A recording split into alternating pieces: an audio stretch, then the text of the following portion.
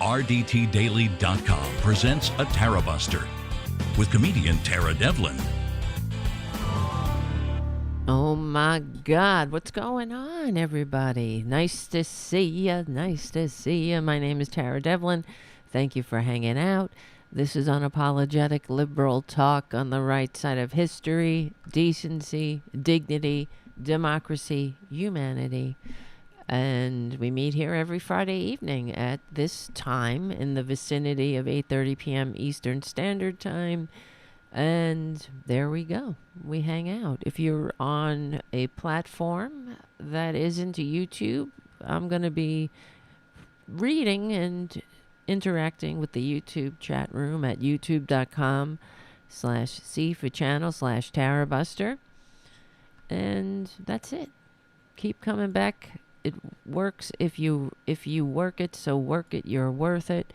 And we stick together, we win, all that stuff. I don't know where to begin. We met on Wednesday, and this almost feels like a continuation of that show, because there are a lot of things that are, well, everything is continuing, but I think we're going to talk about some of the same things, like Lauren Boebert. There's been some developments there.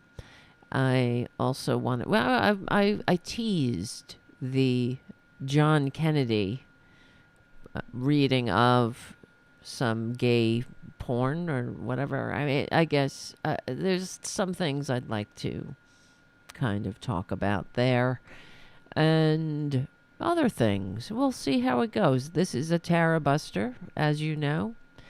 This is how it goes. We go all over the place sometimes. I'm just, but one thing that's certain is I'm sick of it. I'm sick of them. I'm sick of Republicans who are absolutely horrible. I don't know what the hell it is. I mean, I guess it's the old axiom that we can change the words.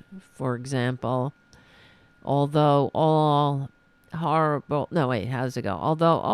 Republicans aren't horrible people, all horrible people are Republican, right? You can try that on with different descriptors. Like, although all traitors aren't Republican, or all I always got to think about it. All Republicans aren't traitors. All traitors are Republicans. I mean, it works. Am I wrong? Yes, and I don't know. People say, sometimes I get criticized, believe it or not. I know, it's hard to fathom. And I'll hear the criticism will go something like this. You think it's just Republicans, or they'll say Republicans. The Democrats are horrible too. And I'll be like, sure, show me some horrible Democrats, and we talk about them.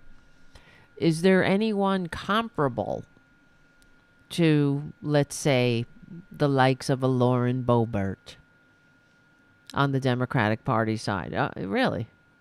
Is there there is no comparison, frankly. One party is filled with human beings. I mean, well, both parties technically are filled with human beings, right? And one thing we can rest assured, when human beings get together, you know, shit's going down. Humans are fallible, and we all are at different levels of maturity, decency, all of that, right? Some of us weren't raised right, clearly, like Lauren Boebert's children. They're not raised right. I don't know what happened to Boebert herself. She probably wasn't raised right either.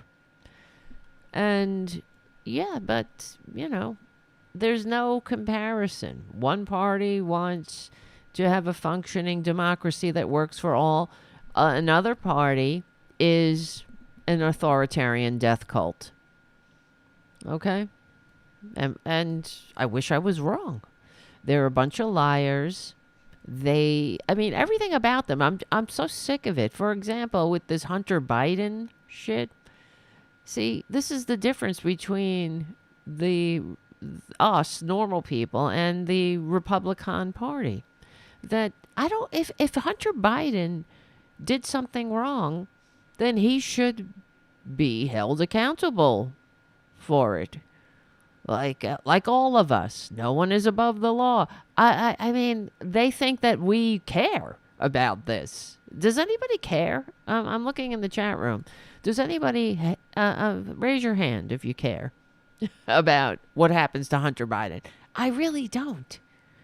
I really don't. And I'm just sick of these right wingers. They're so easily played by the show. If he did something wrong, let him be held accountable, and that's it. And but one thing I do that makes me, of course, it's sickening but not unexpected. It's the fact that the same party that cries and whines about the weaponization of government is weaponizing government. That's all they do. That's all they know how to do, is weaponize the government. And to tell, when you think about how Hunter Biden is being prosecuted for a gun charge, which is, in fact, because I was looking it up, I looked it up earlier. When how many times? How did I put it? Let's see. Something about what are the statistics? The statistics of prosecution, right? Prosecution of gun charge prosecutions. But that's what he was prosecuted. It was supposedly lying on a form, right? Prosecuted gun charge. Lying on a federal application. That's what it is. And it's absolutely non-existent, especially in this country. Now you got to think, remember, there are more firearms in this sick-ass country than there are people. As Trump would say, by a lot. So, according to the Google machine, prosecutions for lying on a gun form are relatively rare. What happens if you lie on a federal gun form? The applicants who knowingly make false statements face up to 10 years in federal prison. But are they prosecuted? How many people lie on form 4473? Excuse me. In 2019, when Hunter Biden purchased his gun, federal prosecutors received 478 referrals for lying on Form 4473 and filed just 298 cases. And most of the time, it's not, these charges are not on their own. They are tacked on to more serious charges. So it's like when you're prosecuting an organized crime figure or whatnot, you'll throw in this charge on top of every other thing that they have been accused of or are being indicted for. It's almost non-existent for this to be charged and prosecuted on its own. And give me a break, really. When you're in the grips of active addiction, you gotta lie on a form. I mean, first of all, he shouldn't have went out to get a gun, but whatever. You're in the grips of active addiction, and this is the effing United States of armed madhouse. And of course, you gotta lie. That's part of the disease of addiction. You lie. Lying is one of the symptoms. What you gonna lie? Like you're gonna say, "Oh yes, I'm an active addict." In fact, many people don't even realize it half the time. They're in denial. So I don't know why he felt he needed a gun, but I guess he's you look around because these freaks constantly going after him as if he had a position in government, and he didn't. I'm just so sick of it. That's the other thing. This is all you want to talk about, the weaponization of government. Of course, this is the weaponization of government. Because they want to make it like for the dumbasses who fall for it, and they fall for anything. Look at who they voted for. Again and again. And they will vote for him again. And all of them. They voted for Lauren Boebert, for Christ's sakes. But, you want to talk about the weaponization of the government? This is what I'm sick of. There's different rules for different people. Yeah, obviously. There's different rules if your name is Hunter Biden. If you were Hunter Smith, we wouldn't hear about it. It wouldn't be a thing. So it's so ridiculous. And I'm so sick of these assholes allowing themselves to fall for every trick in the book.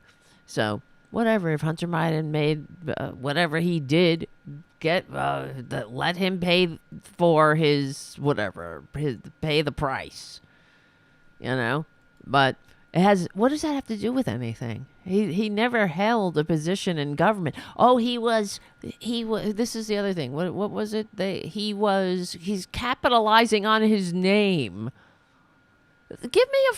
Hello?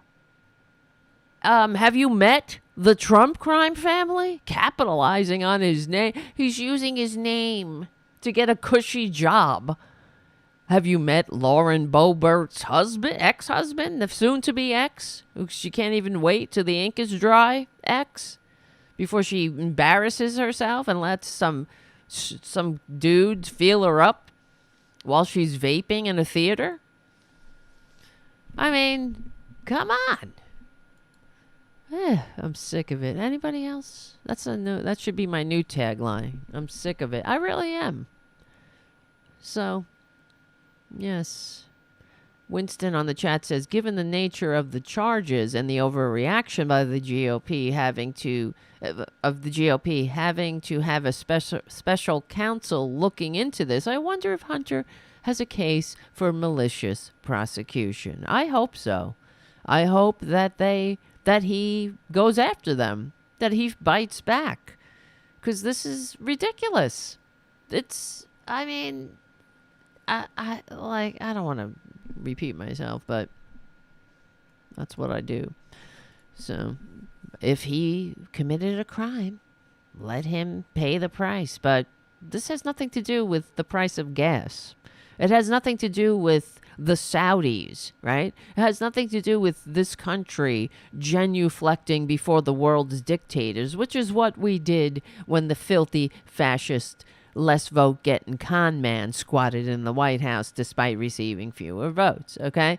And Hunter Biden made no secret of his struggles with addictions. And in fact, of course, these filthy fascists will use that against him. But what are you going to do? This is who they are. They're lowlives. At least Hunter Biden had the courage to get help. And then he had the courage to talk about his darkest moments, which, of course, the Republicans, how could they even relate? Because they're so perfect, right?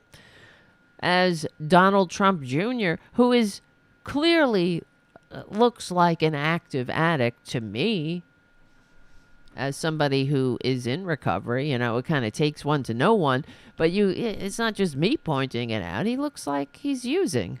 Look at him. You don't look like that unless you're on drugs. And then he's laughing it off and saying, oh, they all think I'm on drugs.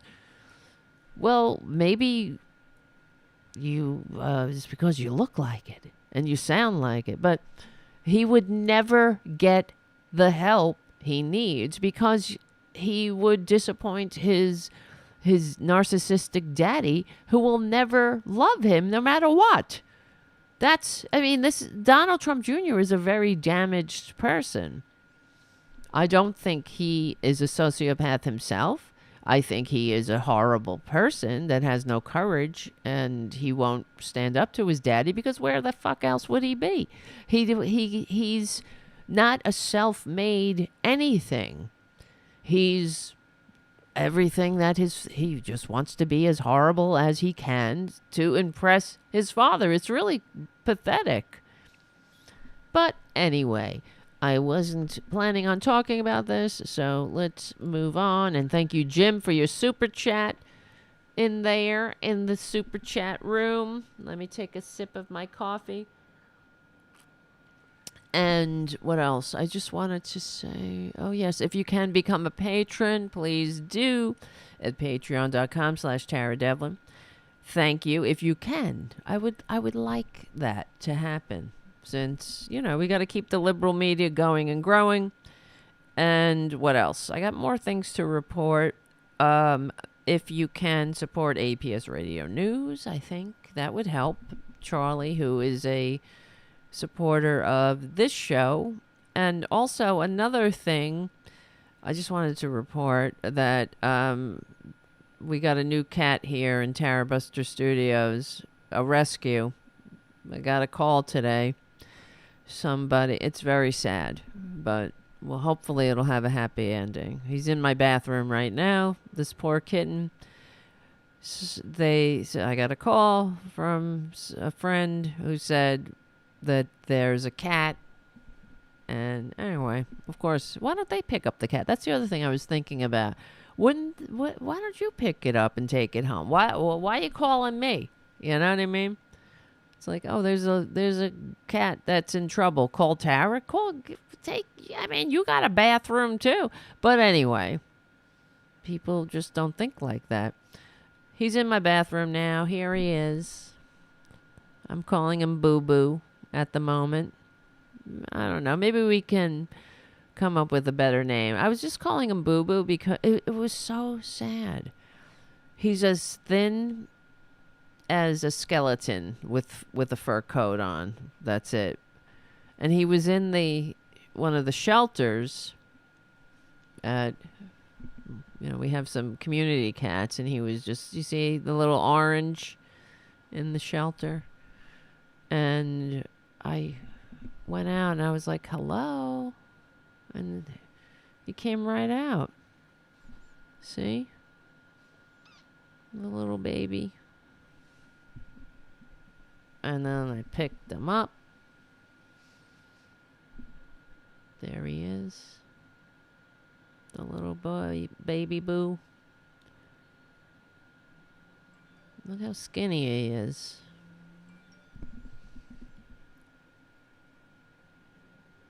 Let's see. Where is it? There he is. I just picked him right up.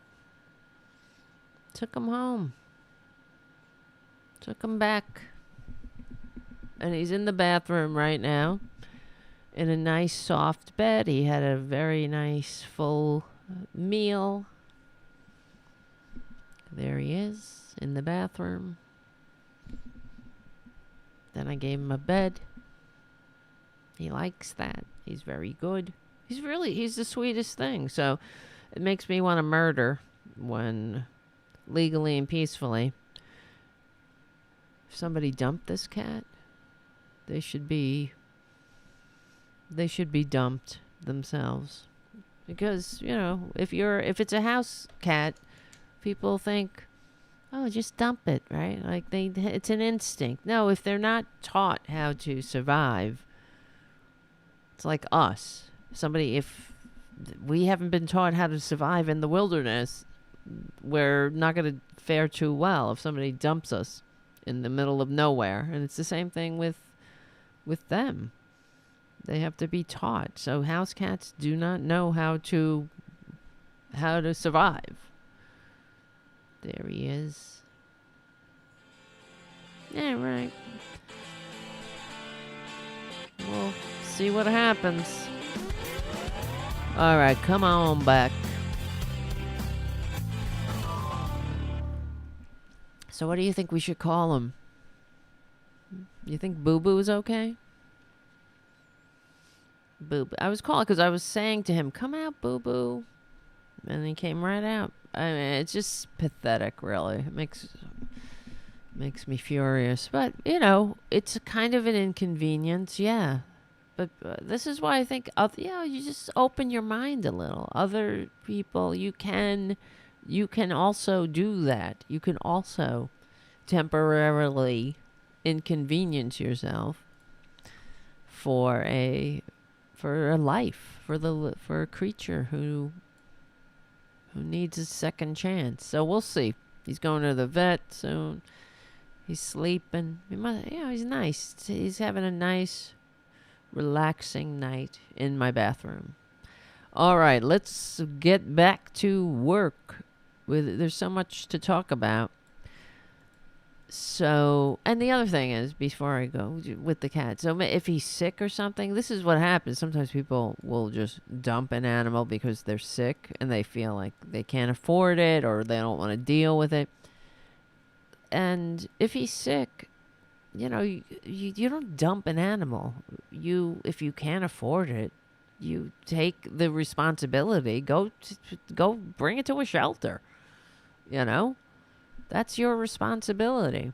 But if he's going to die, let's say, and I hope not. I'm not saying that's the case. I won't know until I get him to the vet. But isn't it much better to at least, die with dignity and not suffer on the street, starving? Oh, well, what do I know? I'm just Tarabuster, independent liberal media host with no patrons. What do I know? Not no patrons, but what the hell do I know? Okay, there's so many things to talk about, and we're running out of time. Let's start where we left off last show. We're going back to Boebert land. I know it is. It's a land you don't want to stay. You don't want to put down roots. You just passing through like a train wreck. You might you stare a little bit, but you shake your head in disgust for the most part. It's shocking, but not unexpected that Lauren banned from the bowling alley Boebert. Can you believe it? So last show we were talking about, and I'm sure you've seen it because it's been all over the place. She went to see a play, Beetlejuice, with some new dude that she's banging, even though she's not actually divorced yet. The party of family values, according to the husband and her, whatever she is, they made a point to say that there was no one else. That's not why they were divorcing, because they were divorcing because whatever the hell. You know what she said? She was blaming everybody but herself. That's right. She was saying it was like very stressful. The media, everybody's up their ass. Everybody's picking on them all the time when they're out there vandalizing their neighbors' mailboxes and whatnot. It's really difficult to maintain a relationship under the spotlight when in the past they can just go vandalize people's mailboxes and they basically get a petty arrest charge instead of it becoming national news because she's a so-called member of Congress. So, yeah, and that's what she said, that it was, rest assured, everybody, there's no other person in this relationship. This is not why we're divorcing, but it's like Marjorie Traitor Greene. She's another one who recently got divorced. And announced her new boyfriend, some asshole from one of these right-wing fascist, well, same thing, excuse me, I repeat myself, one of these fascist propaganda outlets.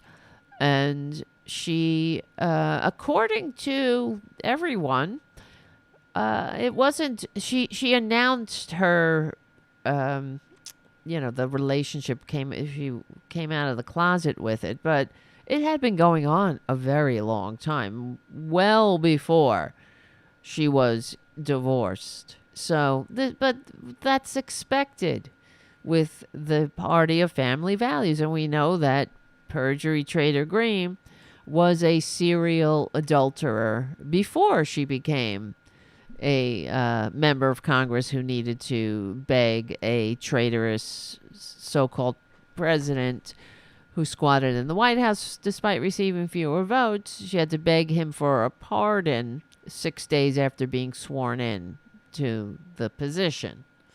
Because that's what you do when you're, working for your constituents? You need a pardon. What do you need a pardon? I never asked, when you say something, oh, I beg your pardon. Well, why? Because you did something, right? You stepped on their toes in some form. You don't need a pardon unless you did something wrong. Why are you begging for pardons? All these assholes. I mean, that should be a deal breaker right there for the right wingers. But of course, it's not. Did the member of Congress, did the person running to be your member of Congress beg for a pardon after in the midst of a coup? And you can't say, I was going to say after the coup, but the coup's still going on. We're in the coup. And I was thinking about the Nazis, as I do, in between rescuing cats and feeding my own cats and doing things, buying things for cats, and I don't know, taking pictures of cats. My entire phone is just pictures of cats. I have no life. It's just cats in the show. And anyway, but I was thinking about, what the fuck was I saying? No, it's, oh my God, this is what happens. It was a point. I was making a point. Oh, it'll come back to me. God. Somebody on the chat will remind me. What the fuck was I saying before I went on that tangent? He's a Bubba? Bubba? I don't know about Bubba. The cat's name is Bubba? No, I don't like Bubba. Because you know why? It reminds me of a right-winger, Bubba. You know what I mean? So, Boo Boo. That's what I've been calling him, Boo Boo. But then I think Boo Boo is not very empowering. So, he is a Boo Boo. So, because he's hurt. He's hurt. So, all right. Yes. I was talking about Lauren banned from the bowling alley, Boebert. Oh, and the the filthy fascists who beg for pardons, and that should be, that should be the deal breaker. But it's kind of a selling point for the Republicans, and that says everything that of what we're up against. Oh, I guess this is what I was thinking. See, I knew it would come back to me. That when I was thinking about the Nazis, right, and that during that 10-year period where the Nazis were trying to seize power legitimately, it must have been very deceptive, of course. Like, I think to myself, like maybe it is now that we think we're in the clear when we, for example, when there is no red wave in the midterms. So we breathe a sigh of relief that we staved off the coup plotting scumbags a little bit longer, but they're not giving up. And then that's what I was thinking about the Nazis, in between thinking about cats, that when the Nazis, the normal German populace must have been similarly, which is a hard word, I know, lulled into a false sense of security every time the Nazis did not achieve their political goals, which is what happened throughout that time, that 10-year period where the Nazis were playing the game within the system. And in fact, there were elections where they lost seats, and then they would come back. You know, it was like up and down and up and down. And for that time, I guess the average German normal person probably thought, we got this under control. And we know that. And that's what they thought. They thought Hitler was a clown. They mocked Hitler as the clown that he was. But, yeah. And I wonder about Trump and these fascists, because they're not letting up. And you see how the right wingers, how they don't even, do they even pretend to represent the people? I mean, they're talking about shutting down the government. Everything that they do sucks. They shut down everything they do hurts the American people. And everything that we're watching going on in the House of Representatives, where they're like, you know, Mr. Speaker, when Matt Gaetz is like, Mr. Speaker, you are not in compliance with the agreement. And the whole thing is a clown show that's being played out, not for us. It's not like they're fighting for something that's going to help the American people. They're not fighting for universal health care or student loan debt or, you know, Medicaid or expanding Medicare for all or drug prices, lowering drug prices or infrastructure week. They're not doing shit for anybody except themselves, except their petty little tiny personal ambitions. And everybody who votes for them, that's what you're voting for. I'm sick of it. The other thing is they have no integrity, of course. And what the hell? They had this stupid, these assholes, you know, these evangelicals had one of their Klan rallies, or Nuremberg rally, whatever. Pick your fascist analogy. And here's the clip from MSNBC. Back to 2016, Chris, they were key to propelling Donald Trump to the nomination, particularly in the state of South Carolina, where he handily defeated Ted Cruz and eliminated the concept that Donald Trump would not be able to win over evangelicals. Over the last 8 years, we've consistently heard from those very voters that he delivered on the successes that he promised, particularly around the Supreme Court, nominating. See?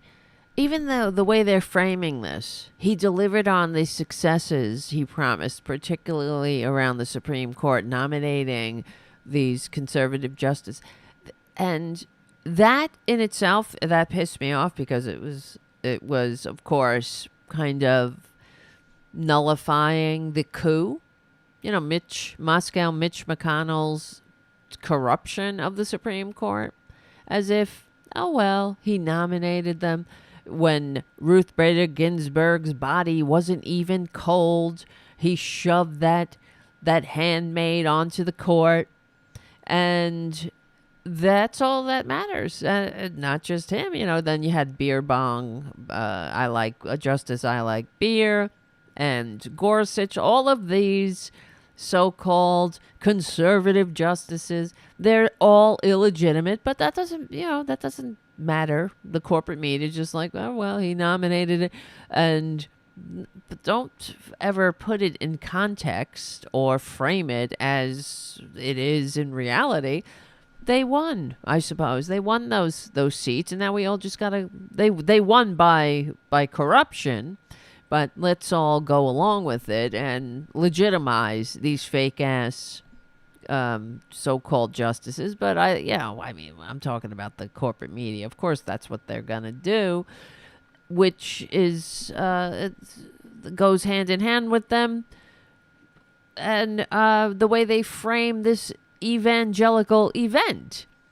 The fact is, the only story that they should that the frame should be in regard to these evangelicals is how low they are, how much they debase themselves. And what is evangelical Christianity anyway at this point? When you have that, I mean, they really have no morals, integrity, nothing. There is no too low for these people, and it's like all because they got abortion, they destroyed Roe v. Wade, and I respond with the fact that criminalizing abortion does not reduce the abortion rate. In fact, this is what the corporate media should be saying to these evangelical frauds. They should say, well, you got them to overturn Roe v. Wade, but as we all know, criminalizing abortion does not reduce the abortion rate. But they never say that. They never mention it. It's not even most people there. I don't know about most, but a lot of people, they don't even realize that. And that drives me up the wall, because that seems like an easy win for normal people. You nullify this asinine argument that, oh, we got Roe v. Wade overturned. Well, congratulations. Not only have you done nothing to decrease the abortion rate, you've also increased the death of women. So you've just created more death, more destruction, more despair, more suffering. Just like your Jesus that you pretend to worship told you about to do. Conservatives to the Supreme Court who helped ultimately overturn Roe v. Wade, as well as decide on a litany of other cases that conservatives were keen and appreciative of. I want to let you hear from the few of the folks that we talked to here. Let's check in with the first morons. man you hear from is Tony Perkins, who is a longtime social conservative leader. When I asked him about this race, there's Trump, right? All 125 pounds? Is that how much he supposedly weighs? All 6'3", 125 pounds of him. Everything about them is a lie.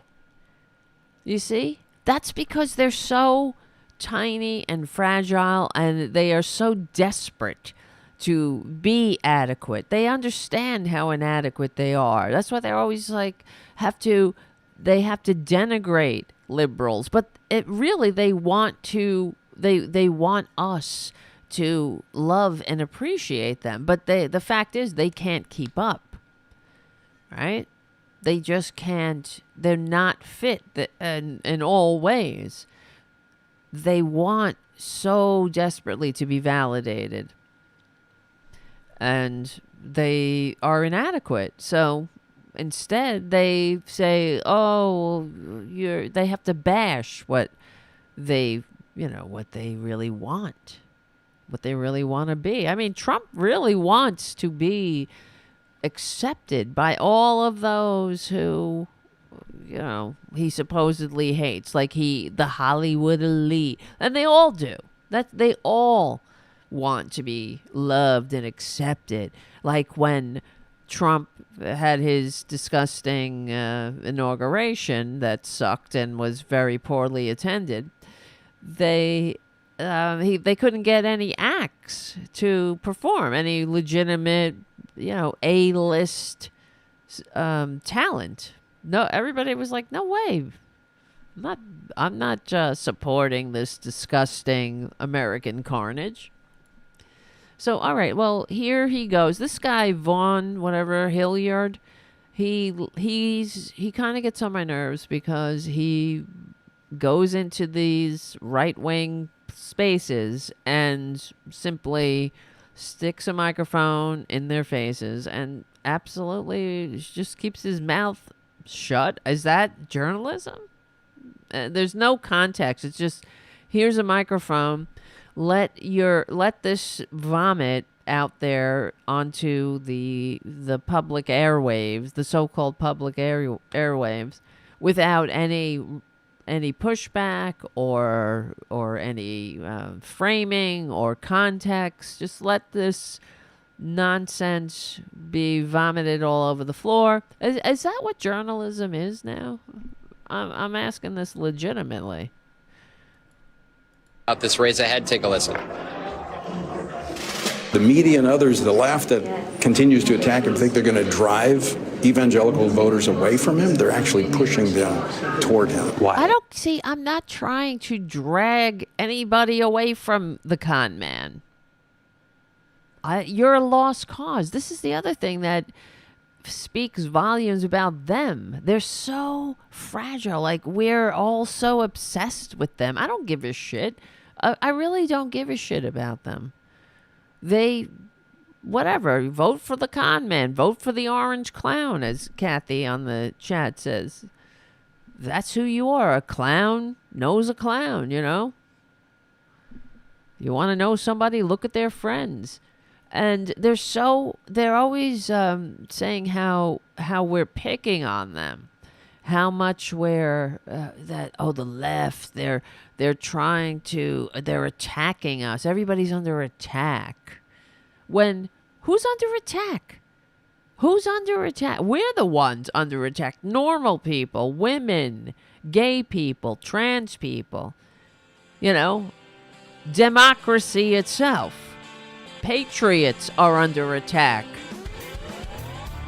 Hold on. We'll be back with more cats and Nazi talk. Just because they have that in common, they feel the hostility in the culture themselves. Have the indictments. What's the hostility in the culture? That's the other thing that pissed me off, too. What's the hostility? I'm not going into their stinking hovels and telling them not to have 19 kids and counting.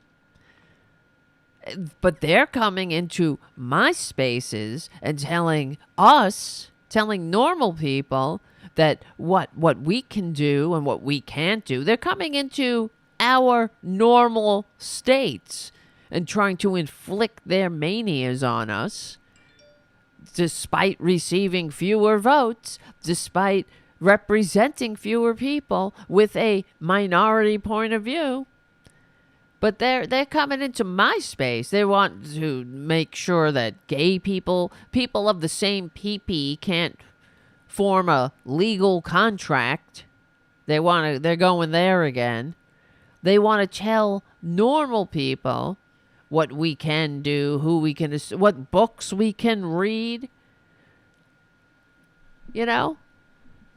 And that's how you know they are, of course, on the wrong side of history all the time, but they have to lie. They always have to lie and conflate and vilify and cause this panic.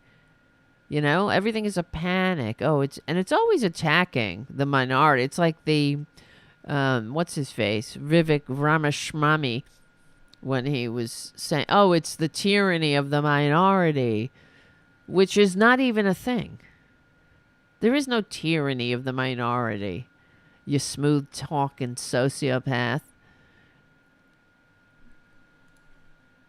But this is it, you know. That's what they said to the Jews. That's what the Nazis thought of the Jews. That's the tyranny of the minority, less than 1% of the population, but they're destroying everything. It's the exact same argument. It never changes because people don't change fundamentally. That's why you have to fight every battle and never give up, never back down for these people, because they will push and push and push until they take it all. And that means destroying democracy once and for all, because they can't stand it.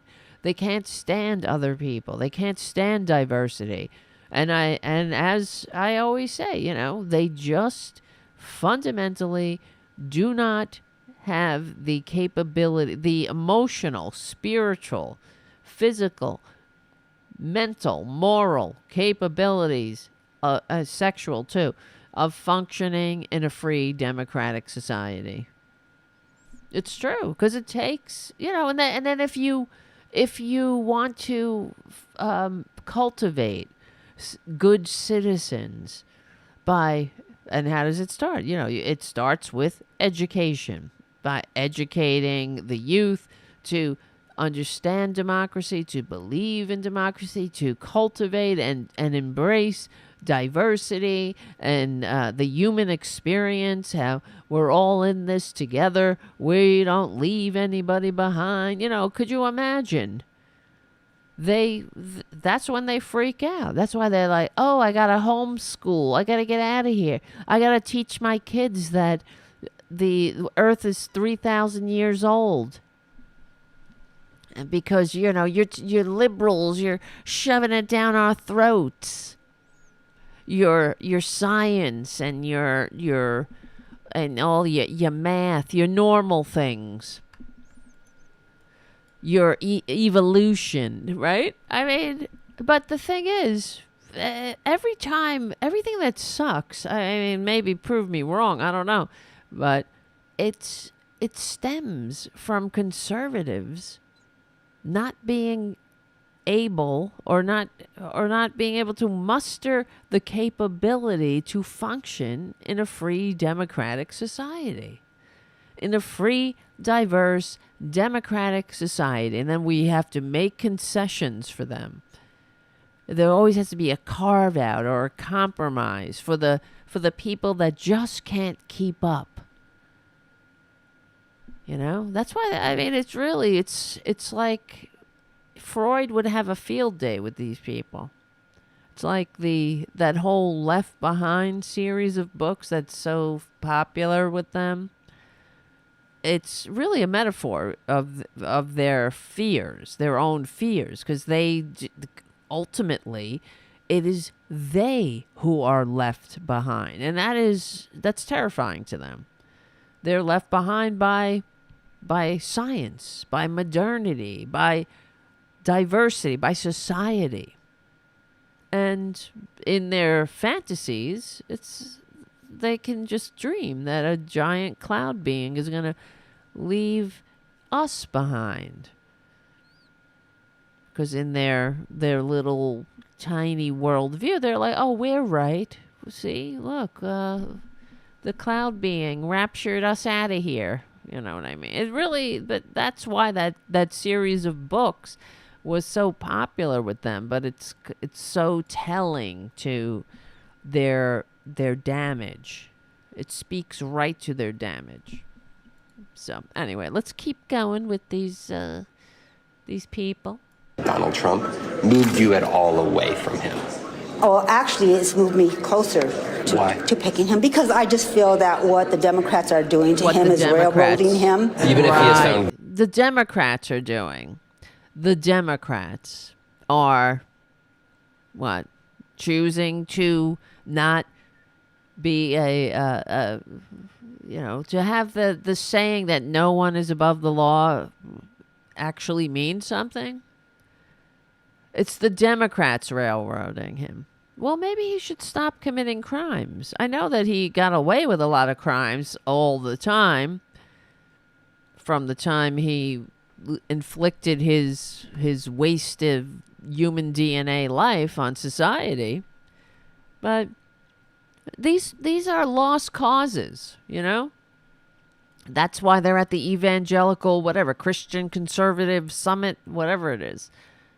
And they are already victims of fantastical, magical thinking.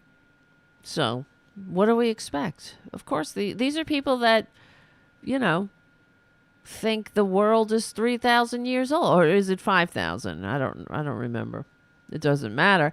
But, you know, of course they believe in the magic of seeing a con man play a successful businessman on reality TV and then going, yeah, that guy's he'd be a great president. You know, the one who grabbed him by the pussy, the one who is convicted of rape. You know, the convicted rapist guy that took classified documents, stole them, and then waved them around to people that had no security clearance. You know, that guy. The guy who praised dictators. The one who said that, who literally tweeted, "Can Putin be my best friend?" And recently said, "I was the apple of Putin's eye." That guy. Oh, they like Putin. That's not a deterrent to them. That's not a negative. They like Putin. They always have. And I remember when, well, that's because they're fundamentally authoritarians and they hate democracy. And, you know them by their fruits. Know them by the company they keep. Know them by their heroes. All right, you want to know somebody? Look at who they admire. Why would you admire a dictator, a tiny little bitch dictator who hates America? They sound like Putin, you know, when they go after the United States. They're always putting down the military, the diversity of the military, the diversity of America. It's weak. Why can't we be more like Putin? They literally are, they're authoritarians. They hate this country. Yeah, Orban. Exactly, Winston on the chat. They go to Hungary and they display as Tucker Carlson, you know, the fascist Tucker Carlson, the America's Joseph Goebbels. Went to Hungary and they showed off Orban and this wonderful nation of Hungary, that because they are trying to prep the United States to be an illiberal democracy like Hungary. Like how Orban has basically climbed the ladder and pulled it up behind him legally and peacefully. And that's what they will do. If the con man ends up back in the White House despite receiving fewer votes. I don't even know why anyone would vote for him. It's baffling to me. Well, unless the person is damaged in some form, and that really is the bottom line. They have some kind of damage, that unresolved issues from their childhood. It's true. They hate others. They are racist. They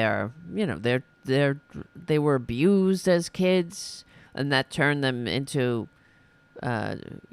violent, vile people, you know, who hate others. Oh, boy.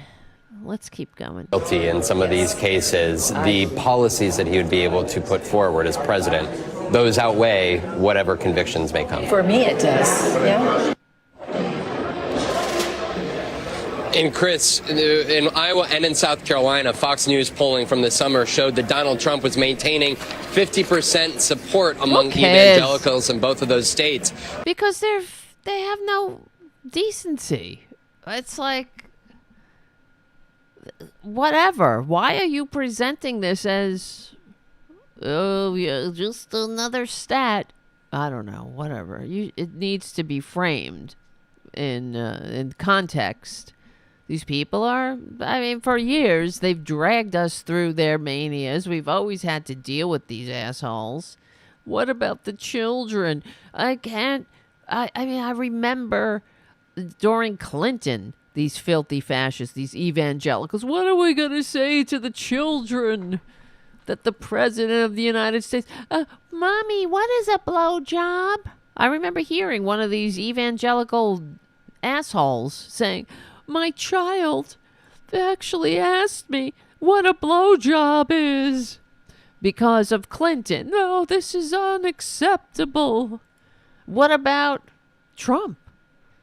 Oh, that's fine. All well and good. Well, no harm, no foul. But the fact is, it's okay if you're a Republican. And that's really, I think Robin Kincaid has I think she, what is it? Let me see. Hold on. What is the acronym?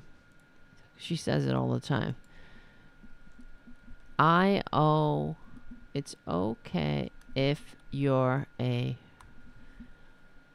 I'm not doing it justice. IOKIYAR or something like that. Doesn't really roll off the tongue, but it's okay if you're a Republican. And that is really the truth. And which brings me, I guess, let's go down and visit the bad behavior or revisit the bad behavior of Lauren Band from the bowling alley Boebert.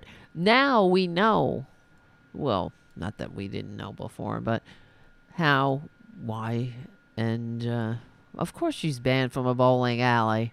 You know what you gotta be and do to be banned from a bowling alley? Right?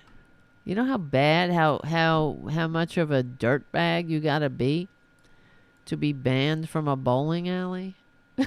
But you know what a dirtbag you gotta be to show your penis to underage girls in general, but then also be showing it in a bowling alley?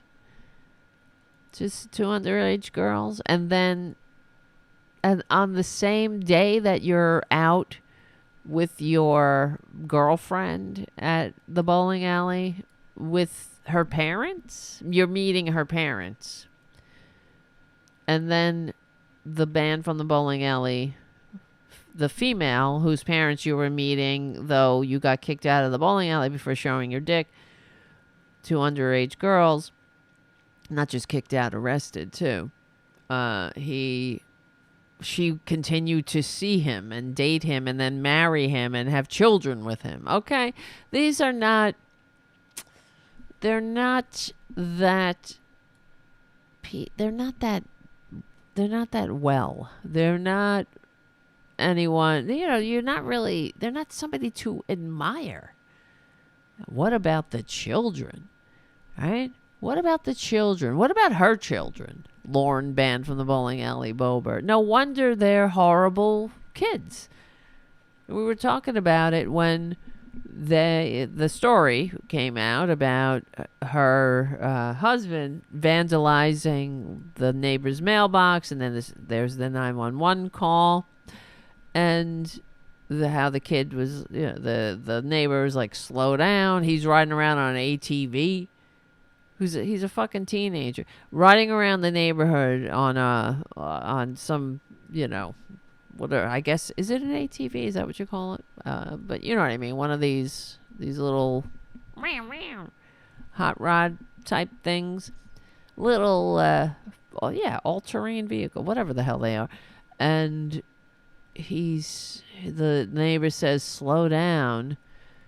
And the kid says, F you. The kid responds by cursing. I mean, if I first of all, that would never happen because my parents raised me. They raised me right. I would never behave like that to a neighbor. I would be in trouble. There would be consequence if I ever dared to do that. Of course, I wouldn't. I would never. It just would not happen.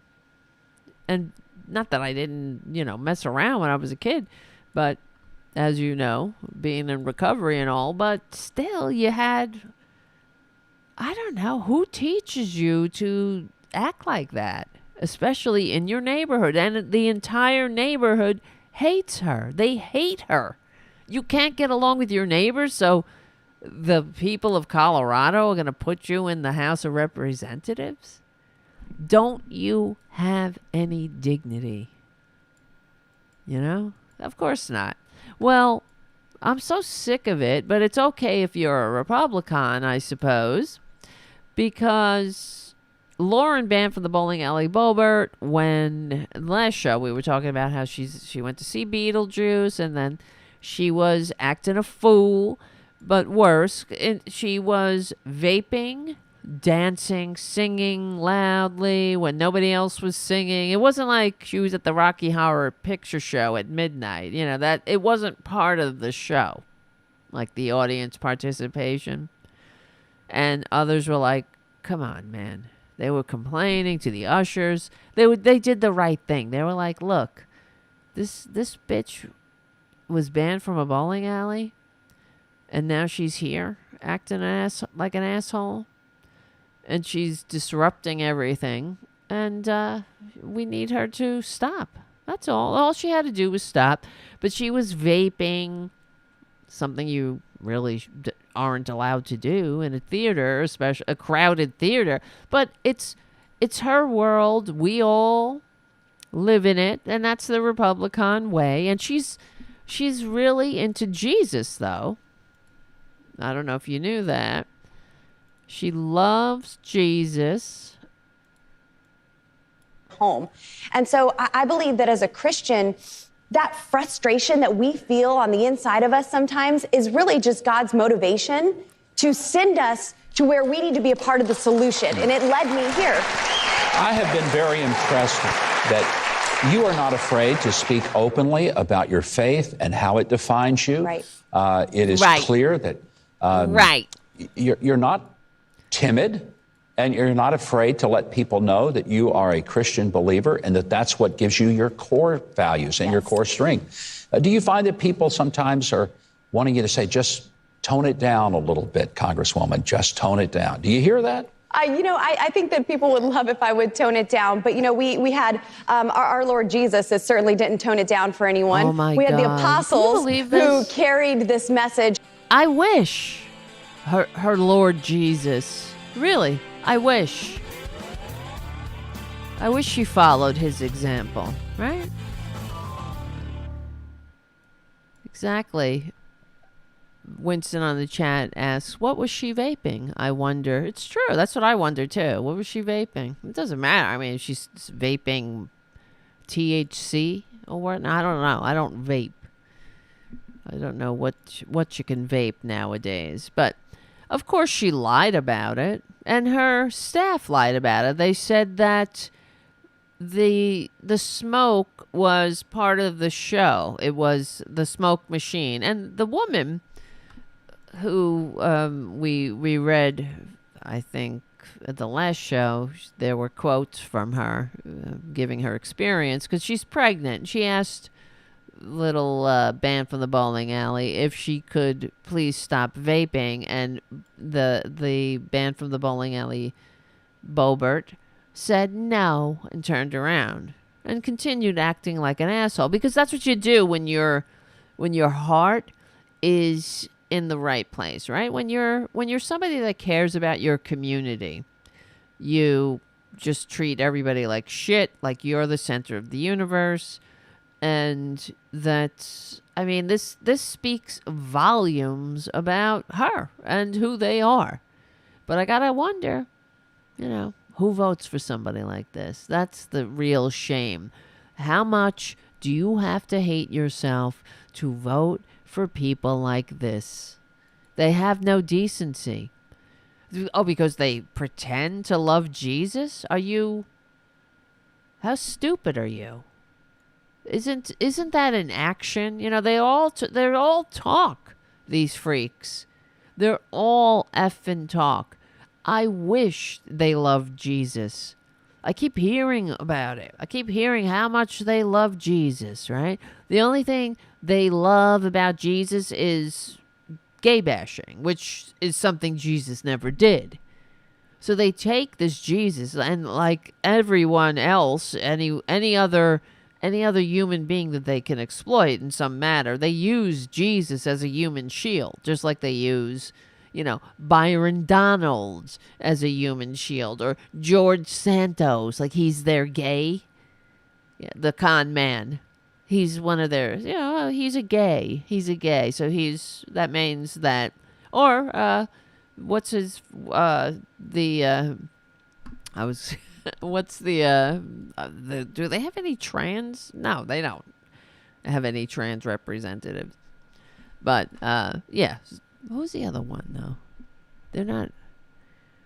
Byron Don. Oh, yes. Uncle Tim. But, yeah, they're all just human shields. So Jesus is a human shield. Because, really, you know, I wish they wouldn't have to tell us how much they love Jesus all the time. Wouldn't it be obvious? Wouldn't it be in their actions?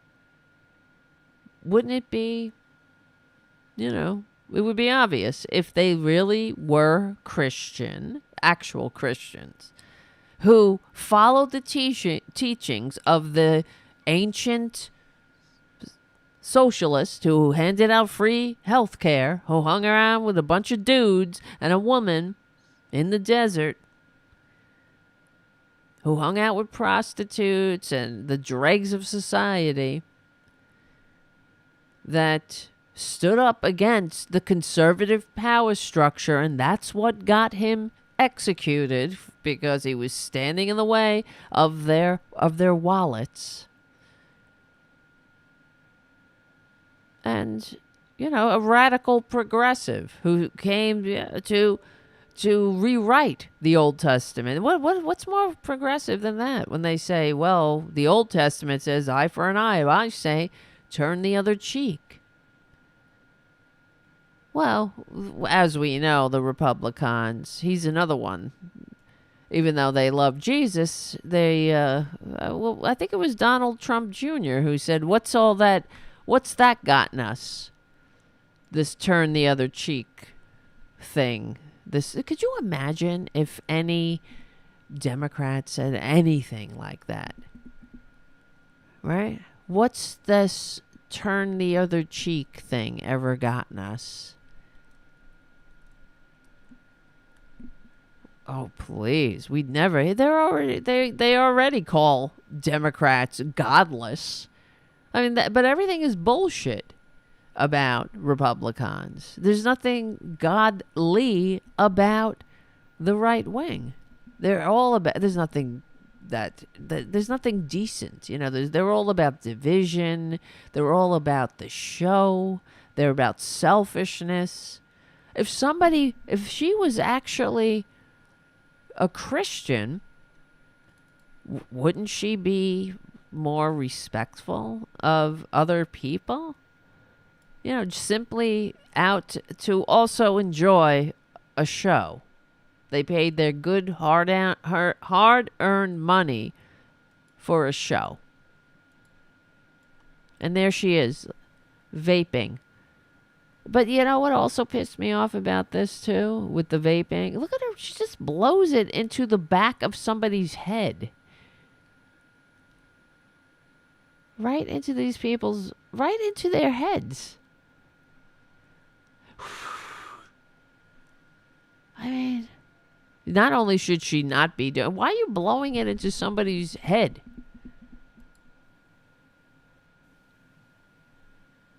It's unreal. But here's another one. Boebert. Say it 3 times and she appears in security video from a weekend performance of Beetlejuice, where the congresswoman was kicked out of the theater for being disruptive. The DCPA says she was vaping. Boebert's team denied that, said the haze was from fog machines in the show.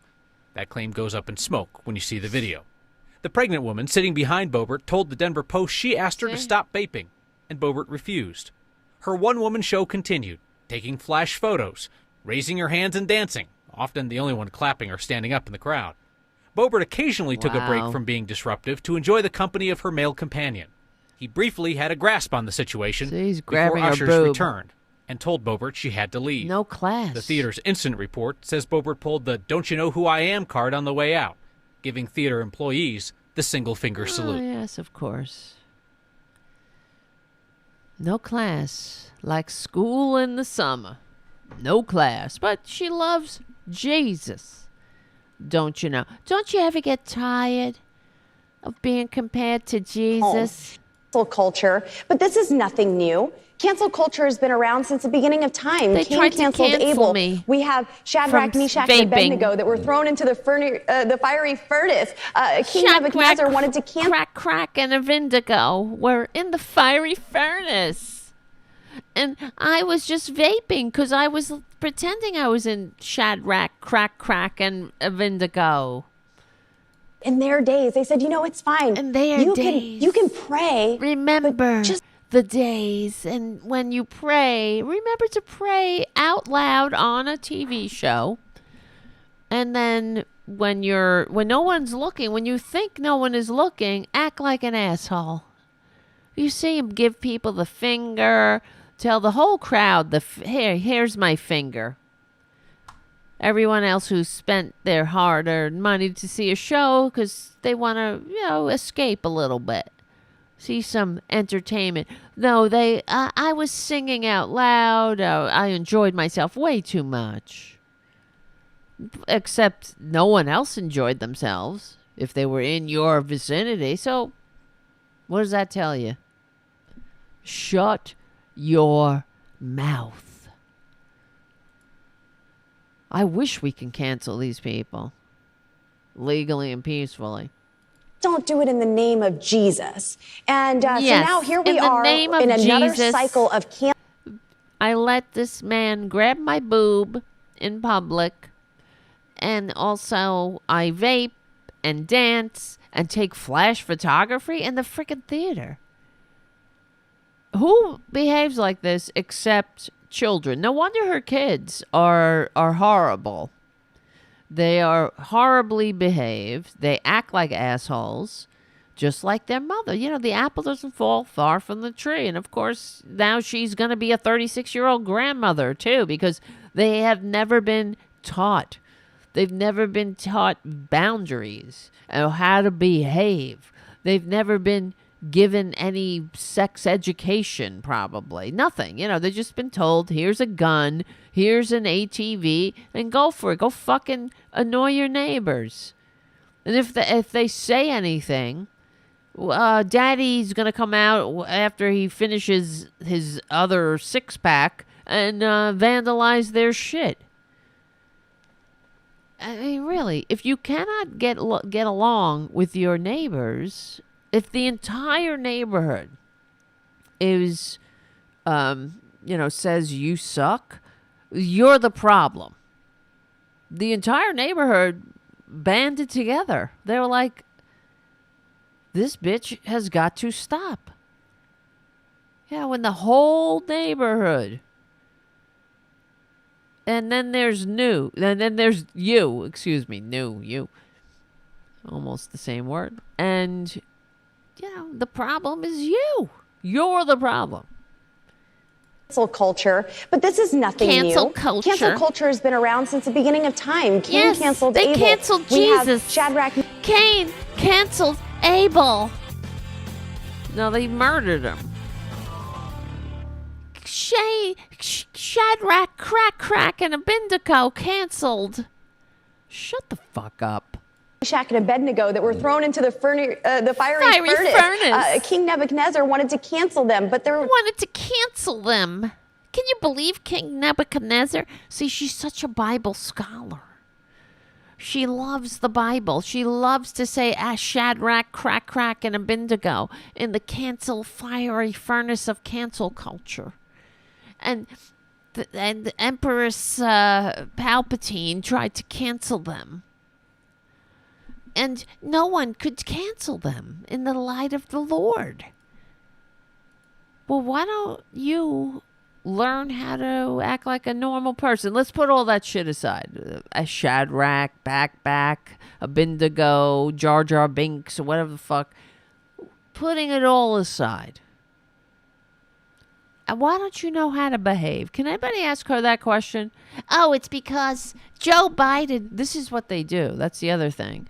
The party of personal responsibility never takes responsibility, so they'll say, And this is what she said when she was asked about her abhorrent behavior. It was, oh, Joe Biden at the border, or something, or CNN fake news, or, it's always someone else is picking on them. Oh, whoa. They never do anything wrong, except we got it on tape. And you're a liar. You're a freaking liar. Is there any consequences for these people that they just, I guess the people who vote for them, they like being treated like fools. They like being lied to. As long as you could say Shadrach, Jar Jar Binks, and Abednego in the fiery furnace, then somehow you feel like, what, they're delivering for you? They're what? Protecting you, protecting your socialist security, making sure you can get health care, fighting for living wages, retirement security, right? As long as they can say Shadrach, crack, and Abednego, you'll slit your own throat for these assholes, won't you? And then they can go out and act like a asshole because they're untouchable. There's no consequences for Republicans. The consequences are for Democrats. Republicans, they get away with everything. They can act, as long as they say they love Jesus. You don't actually have to do it. You don't actually have to behave the way Jesus told you to behave. If you can't muster that, at least just try. Just try to behave like a decent person. You don't have to feel it. Just do it. But they can't. They're just too disturbed. They're gone. And that's why they're in this party, because what else? If they were in the Democratic Party, there'd be consequences. She'd have to explain herself. There's no way anybody. Could you imagine, like, AOC, any of the squad, right? Any Democrat acting like that. Let's see. Who's the squad? Who's in the squad nowadays? The squad. Oh, Ilhan Omar. Could you imagine Ilhan Omar? If it would never happen, of course, because she's a normal person who knows how to behave. But what would they do? Could you imagine if Ilhan Omar went to a show and was there vaping and taking pictures and flash photo and said, and the pro-baby party, can you please stop vaping? No. Get your baby's lungs used to it. Because we're getting Donald J. Trump back in the White House. MAGA. Get your baby. We're pro-baby, but please. They're pro-baby like they're pro-life. They hate life. They're going to die. I mean, we're all going to die, but, they don't give a shit who dies. 1 million dead? 1 million dead Americans and more because of the con man. And they want more dead. They want more dead Americans. And I'm fine with that at some level because it's them. They're killing themselves. Like DeSantis is, I'm sure you saw, DeSantis is going against vaccines again and discouraging people from taking the latest COVID vaccine, advising against COVID shots for Florida residents under age 65. Under. Because they never come in contact with anyone over 65. So, more dead, more death, more suffering, more needless death. That's the Republican way. And it should be, that should be there on all their banners, right? There will be death.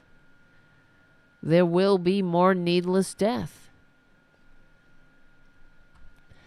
But that's what they vote for. This is why they're a lost cause. And I'm so sick of the corporate media checking in on them. Why are you checking in on them? We know what they think. We know what they want. They want the end of democracy. They are just a force of destruction and division. Your job as the mainstream media, you would think, would be to educate people instead of showing me a poll about how old Joe Biden is. Why don't you show some of the accomplishments? You know, why don't you point out things like, for example, and this is the way it should be, really, with the corporate media. They should simply educate people. Like, for example, the abortion thing. When people say, oh, abortion is criminalized, so that's the best thing we ever asked for. It should be right at the top of everyone's mind that the abortion rate does not go down when abortion is criminalized, but it's not. Because corporate media just says, here's a microphone. They stick it in front of somebody's face and they spread this bullshit. And it keeps going. Instead of being informed, that's also a failure of the Democratic Party, frankly. I never understand. I do not understand why it's like the Democrats leave the most important argument on the table, and that abortion, yes, it's about choice, it's about freedom, it's about getting your filthy Republican nose out of our business, but it's also about reducing the abortion rate. That all you're doing when you criminalize abortion is you make it unsafe and you therefore kill women. So you're not actually reducing the abortion rate. You're just increasing suffering and increasing death.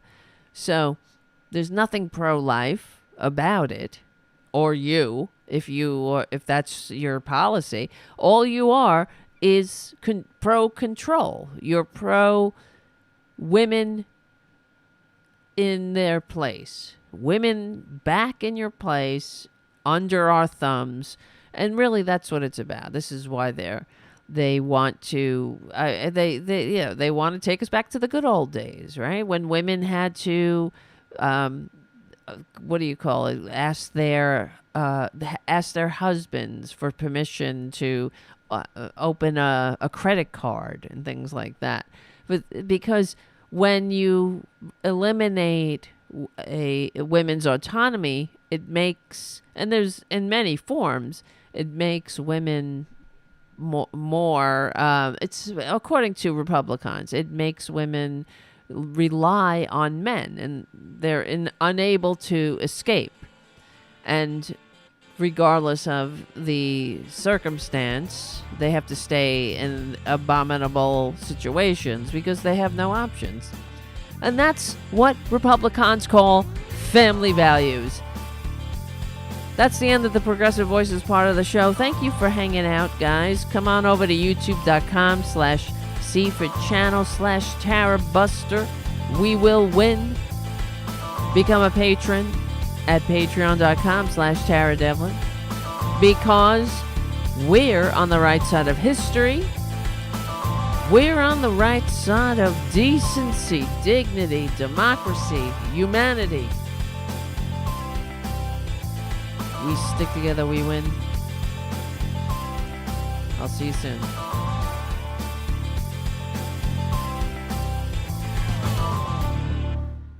Let me ask you a question here. Did you hear that music? Did you hear the music? If not,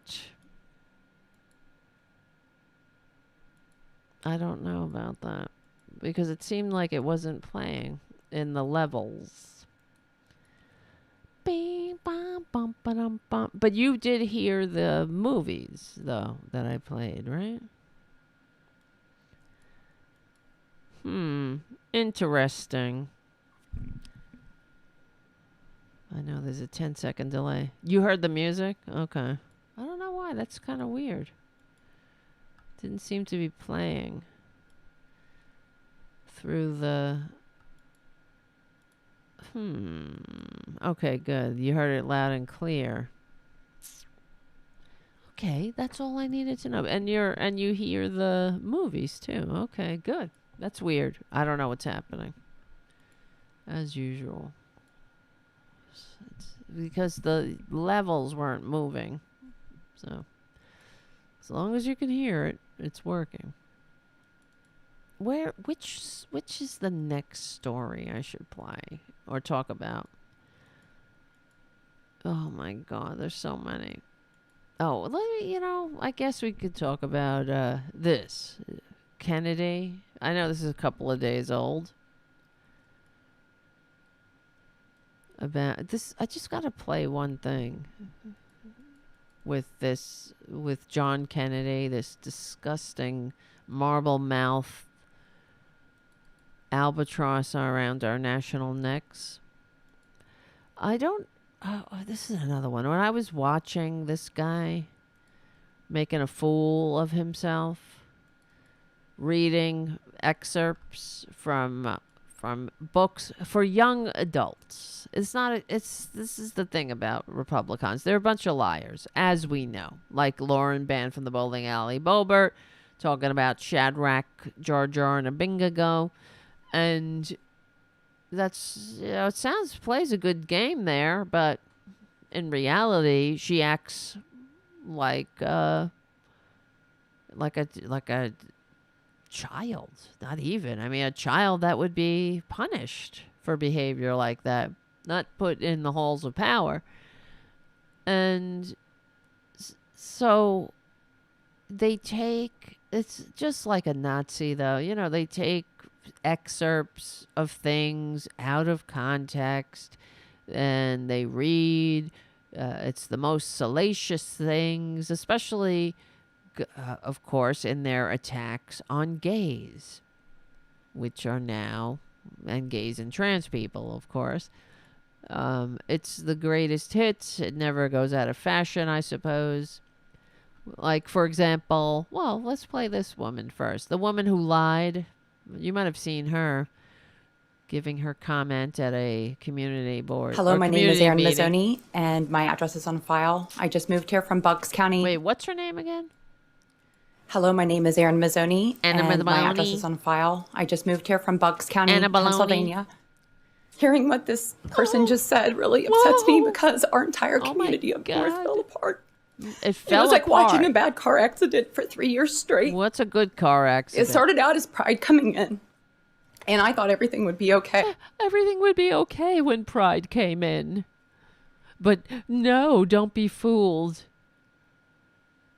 They're really terrible people who want to groom your kids, which is bullshit, of course. Most incidences, they're not talking about let's say Bible study class, right? I know, like, I grew up in the Catholic Church with priests. I told you about Father Ralph being moved around. Father Ralph used to come and hang out with all the kids. I was a kid. I wasn't his type, but he'd buy beer for the kids. That's Father Ralph. And then he was on the list of prosecuted priests who all of a sudden, I remember because I was a kid and all of a sudden he was gone. Well, now years later, kids came forward, or now adults, talking about Father Ralph abused me. So these people don't give a shit about kids. You're going to be they're just bashing gays as usual, the same old tired tropes. But this woman she's a piece of work. I was totally fine with them having and doing what they wanted under the laws. Under and the it laws. ended with a rainbow room where 8 to 12-year-old kids were given butt plugs and dildos and trained. They just got a city grant for $650,000 to be able to do more training on the children. It was horrendous. I have asked my friends there if it's getting any better. Every single one of them are leaving. And it is a very good tax base. These conservatives. They're leaving. We can only wish and pray. There's a very good tax base, not like these filthy gays.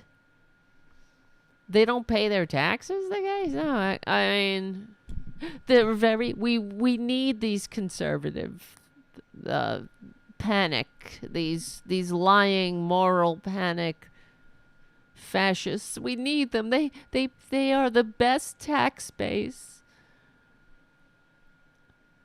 Excuse me, nothing this bitch is saying is real. So kids were given butt plugs and dildos in her dreams.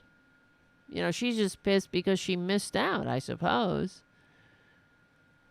But who the fuck do these... I guess they are so used to each other, being so gullible and susceptible to bullshit that they think we're all gonna fall for their bullshit. Whatever, any bullshit that they muster, that slithers out of their mouths.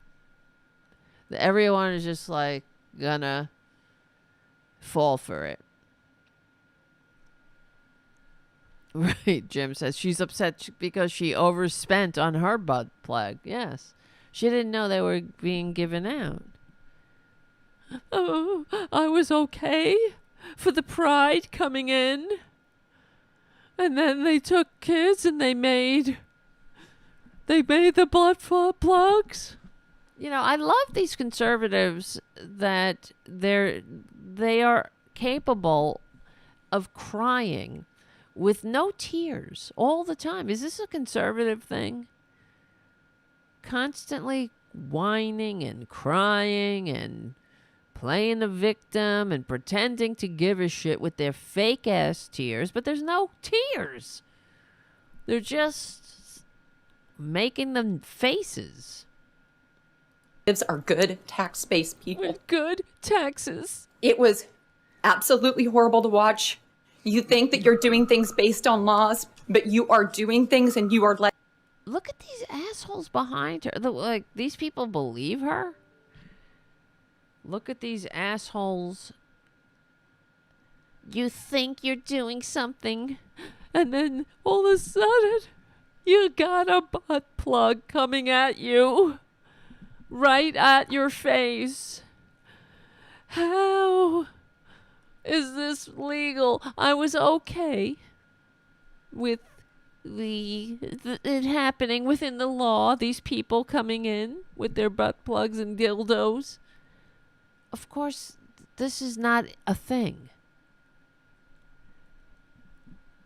But okay, I guess it's the Republican way. You understand? It doesn't have to be real. It just has to have an effect on people. It has to stir up hatred, stir up division. They have to get more people killed.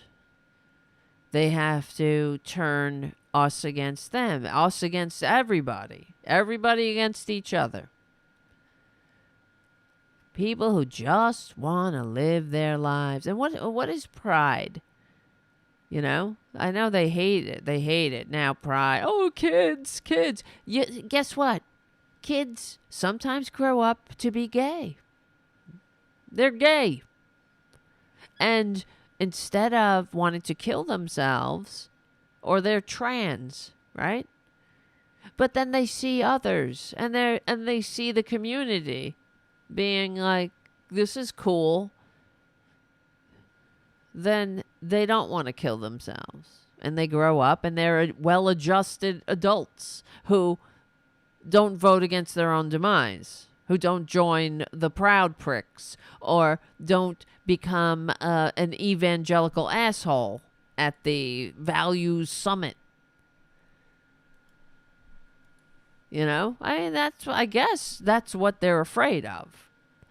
They don't stockpile weapons like cowardly little pricks. And if they're gay, they don't turn into self-loathing homophobes like Ethan Schmidt, who wastes a life. I mean, what a waste of a life. You know, you think about it. You have this one time, this one blip of time, and you're going to waste it by doing all you can to make people think you're not gay. Oh, congratulations, Ethan. It's so clear, you know. We've called it. I called it.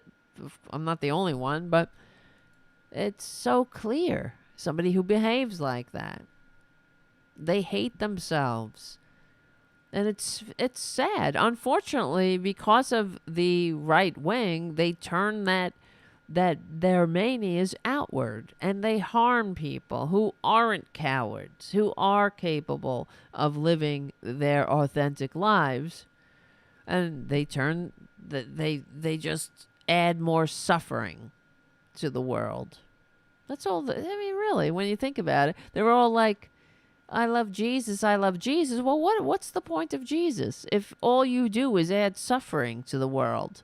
You take the teachings of Jesus, you don't listen to them, you don't spread his actual teachings about compassion and caring and humanity and caring for the least among us. I mean, these are the people that Jesus literally said to welcome the stranger, and these fucking people put razors in the water to hurt them and kill them.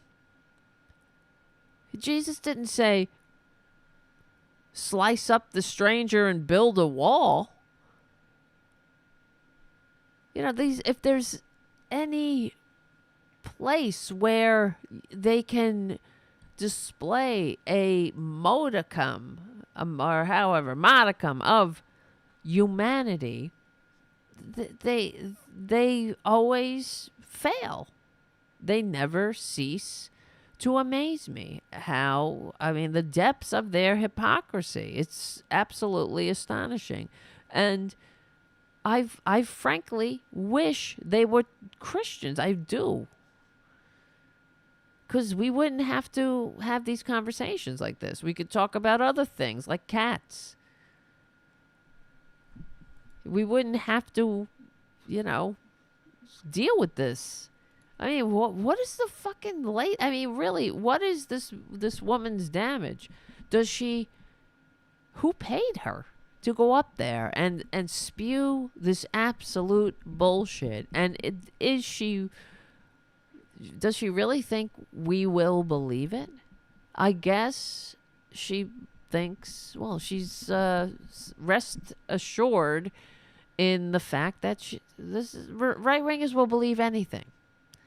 They believe that, the con man lost or the election was stolen from the filthy tax cheating, draft dodging, wannabe dictator con man who is a repugnant human being. Excuse for a human being.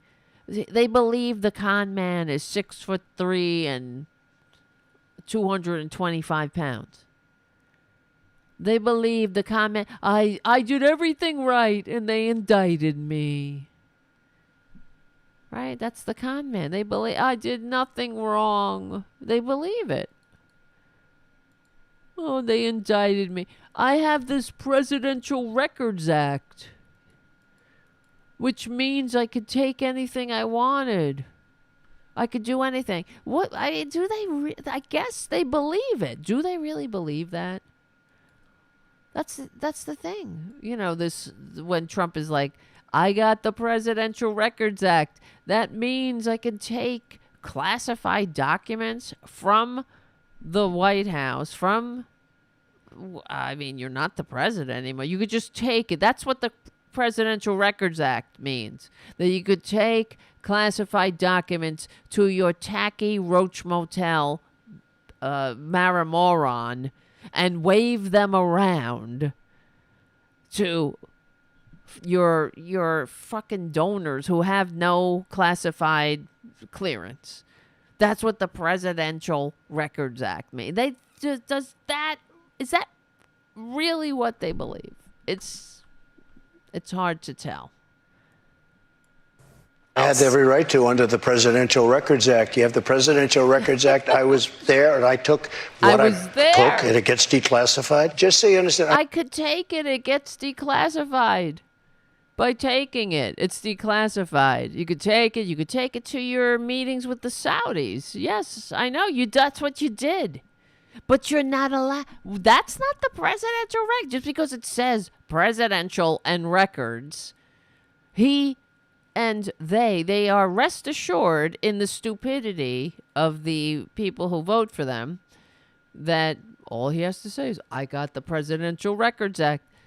Even though the Presidential Records Act means that the exact opposite of what he's saying, which means that he needs to not delete shit, not rip shit up, it doesn't mean that he gets to take classified documents home. It's unbelievable. But then again, different rules for different people. I mean, come on. How is this even happening? Every right to do it.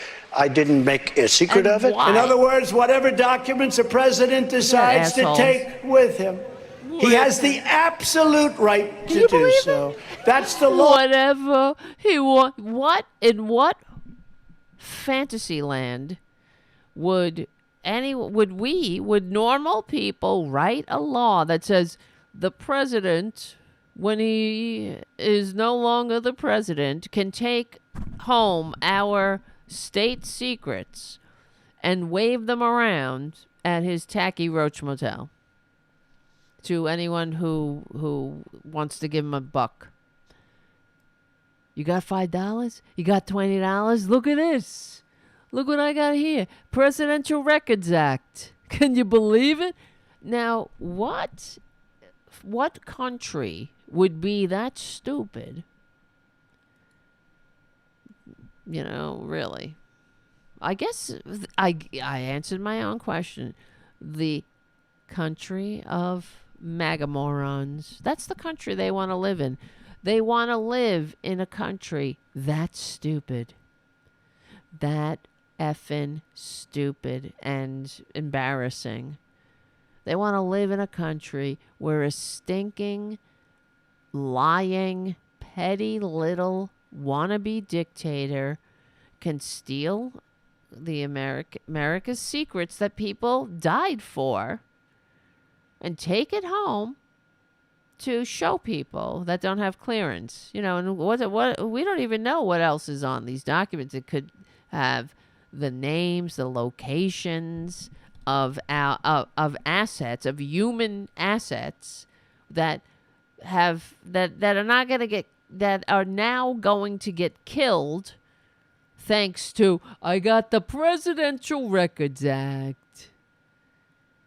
I have the absolute right. And there he is in front of the morons. And they're like, yeah, you do. We'll vote for you again, because that's the world we want to live in. We want to live in a country that's stupid. We want to live in a country as stupid as we are. And that's why we're so pissed at liberals. We're pissed at normal people. They're leaving us behind, and we want to drink their tears. We can't keep up. So what we're going to do, we're going to stick it to the libs, and we're going to put some disgusting, petty little turd, some orange turd who hates America, who loves dictators, who lies as he breathes, who he's such a fragile little bitch. He has to tell everybody he's 6'3", 225 pounds, even though 2 months ago he was 6'1" and 215 pounds or something. You know, because we don't give a shit. Let him lie to us. We lie all the time. You know, we're the center of the universe. Just a bunch of liars. That's why we lie to each other and say we're patriots. Look at our stupid hats. Look at that dumb bitch with her stupid oversized cowboy hat with the friggin' stripes. I mean, they have no dignity. And so, of course, how stupid do you have to be to believe the liar? But I guess it's because living in a modern world is far too terrifying to them. They might have to, like Ethan Schmidt, come out of the closet. They might have to be, not involved, but be, share the country with others who are different. They just can't handle it. And it's the mark of their stupidity, of course. It goes hand in hand. But if they wanted to, they could evolve. They don't have to stay stuck. But that takes a lot of courage. That takes the intellectual curiosity. It takes personality traits that they don't have.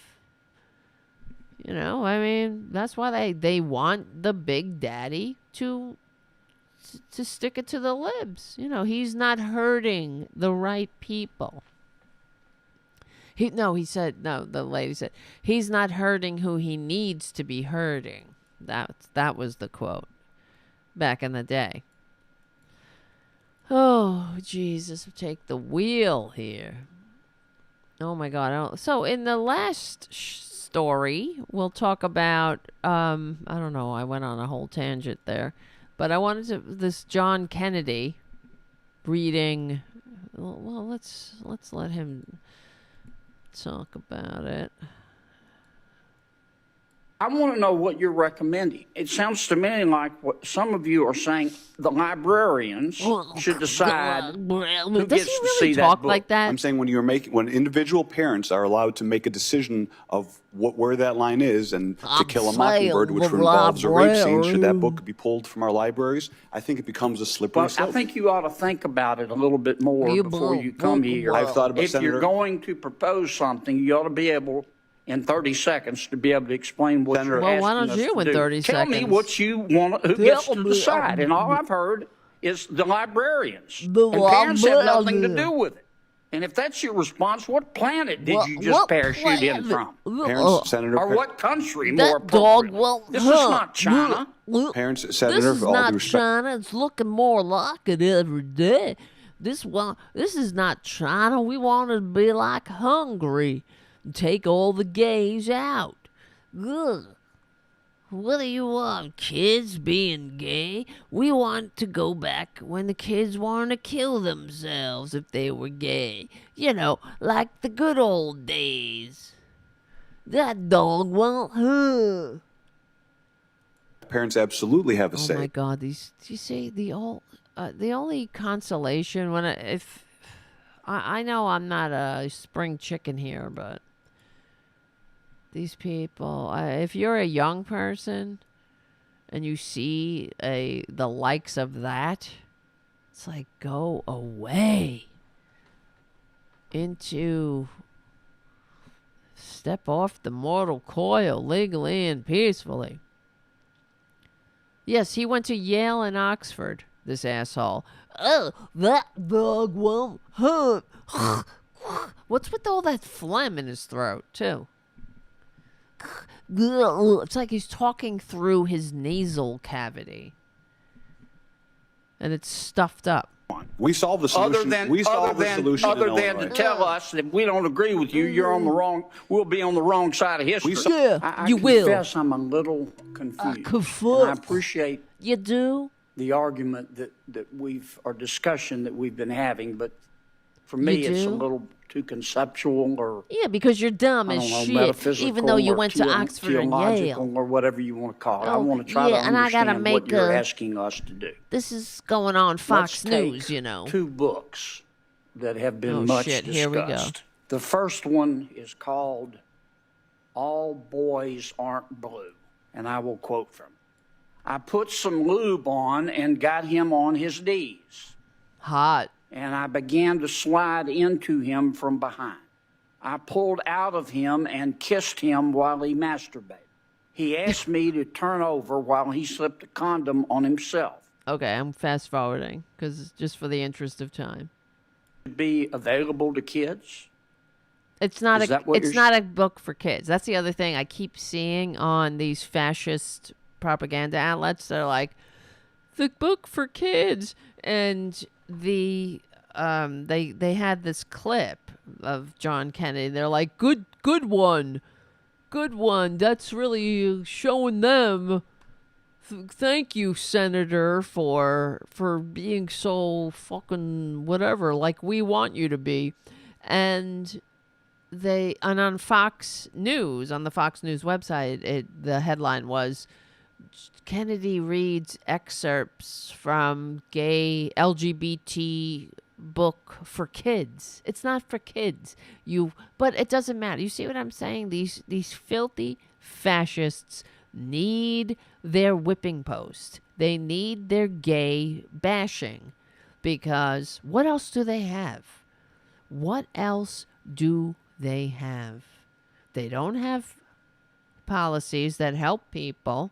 They don't have an authentic willingness to have a functioning democracy. They don't have any successes to boast about or to promise the American people. All they have are divisive little stunts for their base, and he posted it on his effing Twitter account, him reading the excerpts from these books and saying, oh, it's for kids. And now the fact is, it's not for kids. These books that they were discussing are classified for young adults, which are the ages of between 18 and 25. So at that age, you would think it's appropriate to discuss sex. I would think. And there's nothing wrong with that. Human beings are sexual beings, and either you heap them with shame, and that's what Republicans want to do, or I don't know, like for a gay kid, they might see themselves and be in that book and say, I'm not alone. From coming as a gay person, growing up in a time that didn't have gay straight alliances and whatnot. But that's the fear. Now, this is what really pissed me off. Now, this person here, Cameron, I don't know, what's their name again?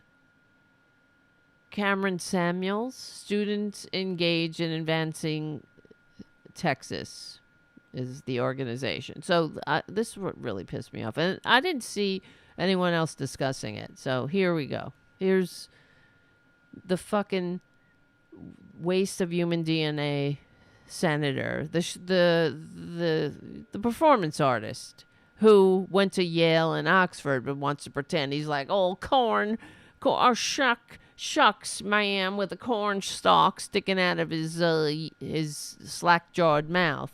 Conceptual game. I'm not getting conceptual. I'm saying that you are. Yes, you are. Ms. Kelly, what do you understand? Well, let me skip you for a second. Mr. See, look. Cameron.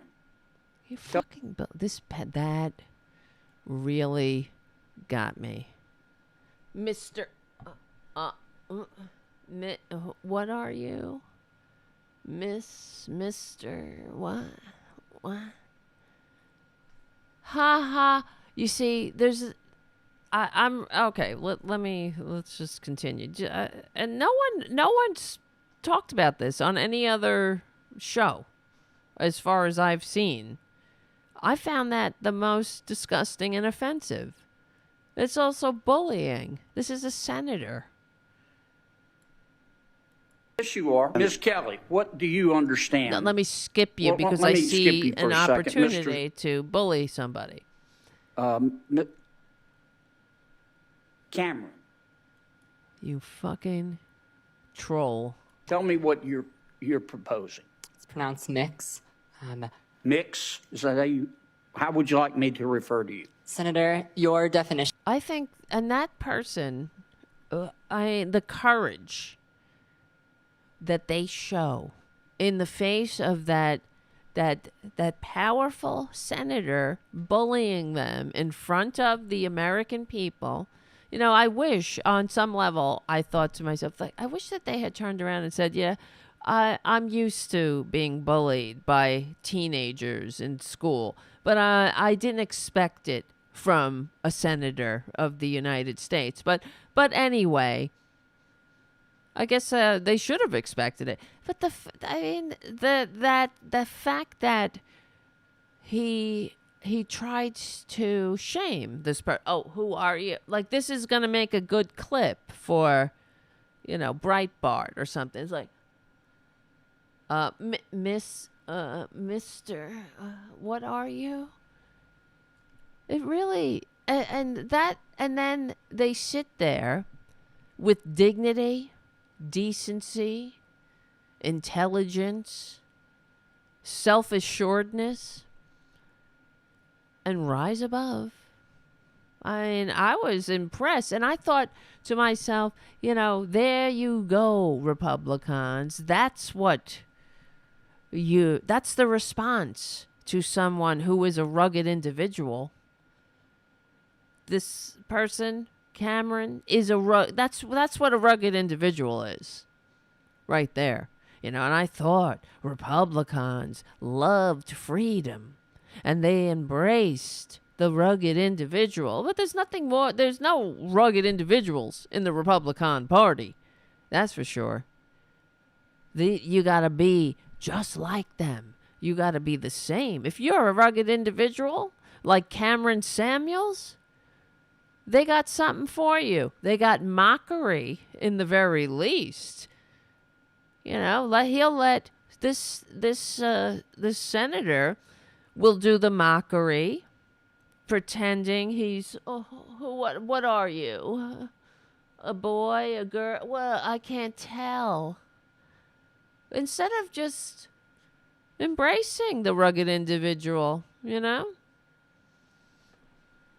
But that's impossible for the Republican. So he'll do the mockery, the senator, the grown-ass senator who went to Oxford and Yale, but pretends to be a stupid, corn-sucking little backwoods narcissist like the rest of them. And he'll let somebody else do the physical violence because that's what he's doing.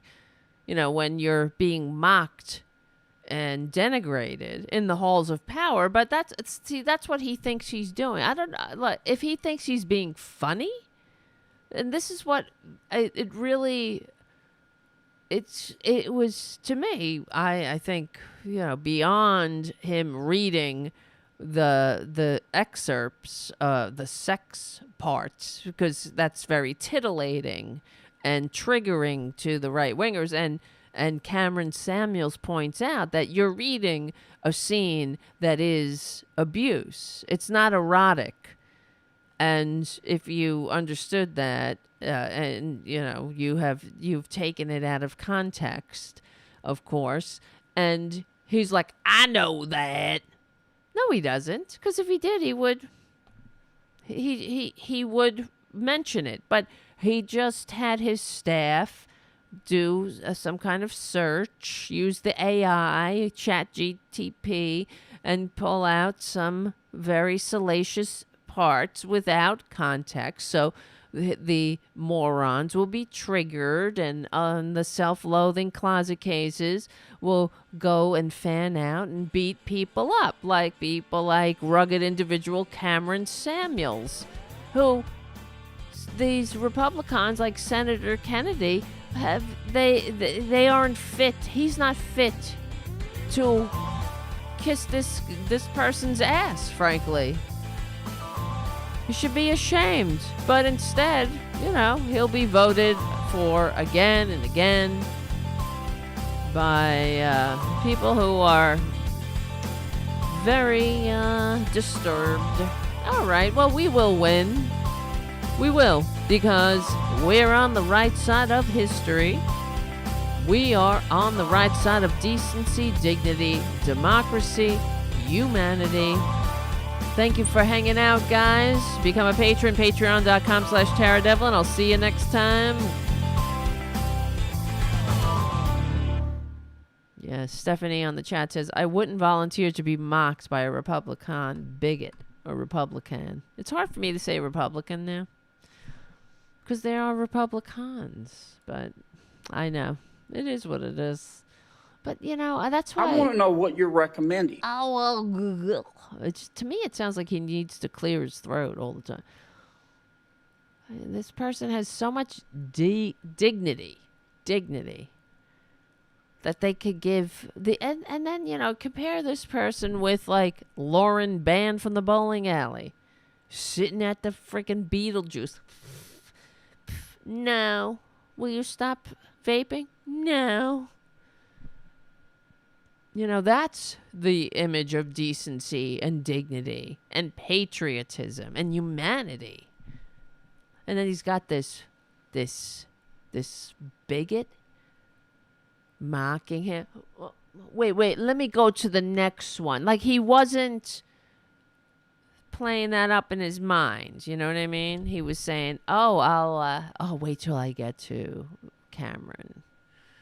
I'm gonna really make a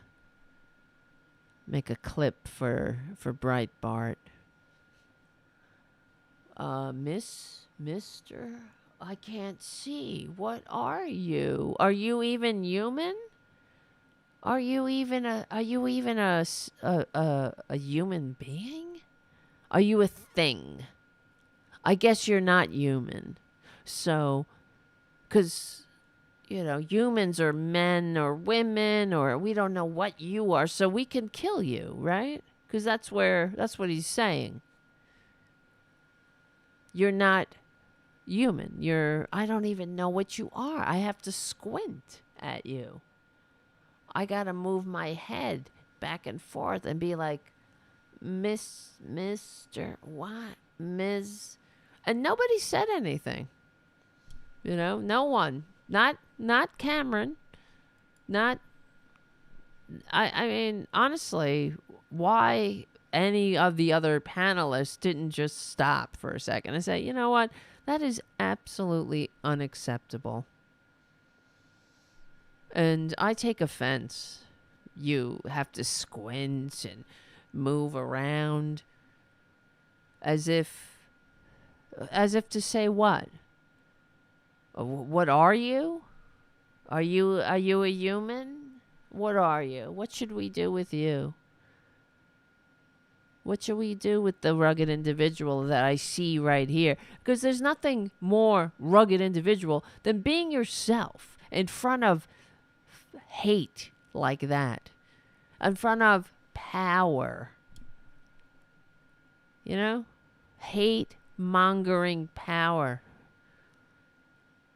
that does everything in its power to suppress you and to annihilate you, really. And he doesn't just want to symbolically annihilate anyone who's different. He wants them annihilated. Literally.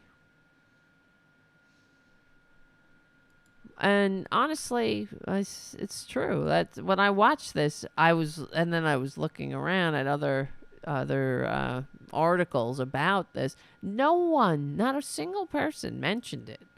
As if this is, I guess, to be expected now. This is how they act. It's not worthy of mention. No, I think it's that piece in itself should have been called out. Why wasn't that? You know, why couldn't that be 5 minutes on MSNBC? Look at this grown ass senator mocking a young person who started an organization aimed at, you know, visibility, at embracing the diversity of life. And they had the students engaged in advancing Texas co-founder. And I mean, they have to be bullied and abused and picked on like it's somebody from their freshman high school class is beating them up and picking on them and bullying them. And except this is a goddamn senator of the United States. But I guess this is where we are. And honestly, that's what I'm saying. I wish somebody had said something. Why didn't somebody say anything and stick up for them? Right? It's the truth. Winston says this sort of hate is going to lead to violence. The way the senator attempts to dehumanize this young person, the rest of the right sees it and it emboldens them. Exactly. That's the way it is. That's what that's what he was saying, looking at him like this, or looking at them like, who are you? What are you even are you a thing? What are you? Are you what is this a person here? Is this even a person? What do I call you? Ms. Cameron. And then Cameron's face was one of resignation, and really what I read in their face was something that they have endured before. I wish somebody had said something, if not them. But it's just such an abomination, these people. And they will not look well in history's light. That's the thing. We know that. In the meantime, it's true. When the future generations look back on this clip, they will be appalled. You know, it's like when we look back on the clips of, you know, the good Christian conservatives screaming at children trying to go to school when schools were being integrated, you know, and then you see those pictures of those bitches behind their heads, like screaming at them. Oh yeah, that they scream today. They still screaming. They're always screaming at somebody as the world keeps evolving, you know, without them, despite them. Well, all right, my friends, listen. We will have a show during the week. I don't know when, probably Wednesday. That's the way it's been going. Or Thursday, but we'll see how it goes. I'll keep you posted on little... We didn't come up with the name, right? Boo Boo? So far it's Boo Boo. What do you think of Boo Boo? I'm calling him Boo Boo. Is that a boy's name? It doesn't really matter. My male cat is called Tara Jr., so what are you going to do? Maybe... I was trying to think of a more empowering name, but... I've just been calling him Boo Boo. Well, at least he's safe. Has a full belly, a nice soft bed. It was very heartbreaking. Boo boo. Oh, let's see. Boo boo. Look how cute. Whoops. It's hard to see how skinny he is in that photo. Uh-oh, here comes trouble. Come on, Junior. Come on, Junie. June, you gotta jump up. Jump. You have to help a little bit. All right. Guys, Boo Boo. Okay, Boo Boo. Boo Boo's a great name. Yes, but come up. You gotta come halfway and then I can pick you up. Come on. Come on, honey. There you go. There you go. This is not Boo Boo. This is Junior. I know. It's the producer. Let's hold him up. Whee! All right, producer. You're a good boy. All right, my friends. Bubba. Kathy is insisting on Bubba. I don't know. Boo-boo. All right. Listen, guys. Listen. We will win. Say a prayer for little Boo-boo. No matter what happens, he'll be okay. I don't know. I hope so. Well, I hope he's not sick. Even if he is, at least he'll be treated with dignity and respect. Bubba boy. Bubba boy. I don't know. Bubba. What's with the Bubba? You like Bubba. Why you like Bubba? What's the Bubba? Buster. Okay, Buster. That's a good one. I like Buster. Right, Junior? Thank you, guys. Thank you, Winston. Thank you, Jim, for your super chat and for being a moderator, keeping it clean and mean in the chat room. All right, guys, listen. I gotta go. It's almost 11. I gotta get little Boo-boo situated. And maybe Buster. Alrighty, so we will win. My name is Tara Devlin. Thank you for hanging out tonight and always and being there. If you can, give the show a good review. Tell your friends. Become a patron. I know. Blah, blah, blah. We stick together. We win. I love you all. And I will see you very soon.